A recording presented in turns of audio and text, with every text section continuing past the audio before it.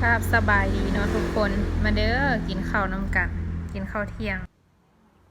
ลาบนะจ๊ะขอบคุณตำบักหุ่งผักนี่ผักอยู่บ้านมาคนเดี๋ยวนี้เราก็ยังเข้ามาแบบ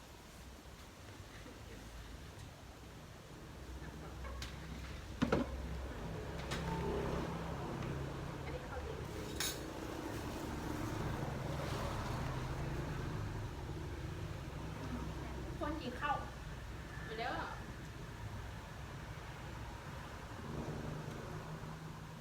ลาบดิบแซ่บปะแซ่บยังขมดีอะยังแซ่บอันนี้เราแซ่บสุดแล้วเพราะว่าแซ่บก็ดูหาไหนคือแบบฮะ สุ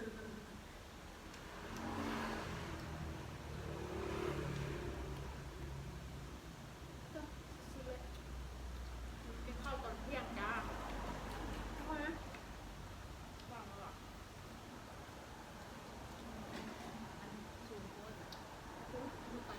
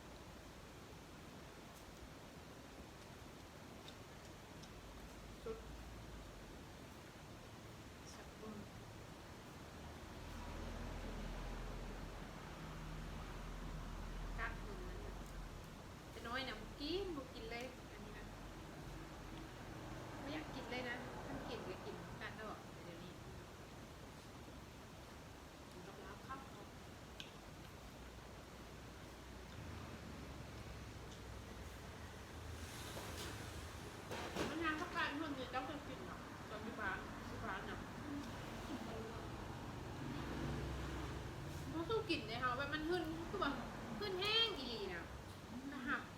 กระหามันกลิ่นนี่แหละเท่านั้น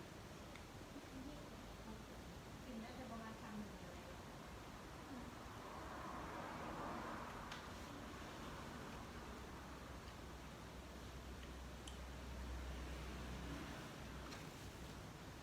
กันได้เนาะ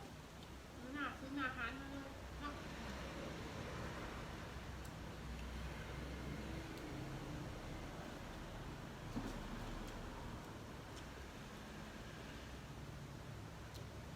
อากาศพื้นนี้เนี่ย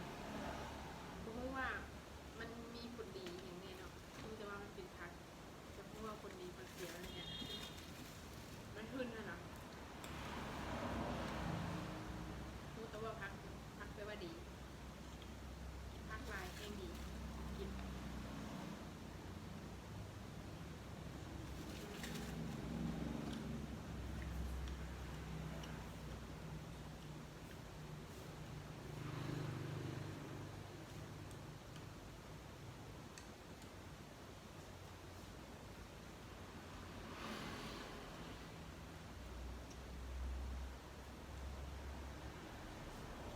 มันลุกอ่ะมัน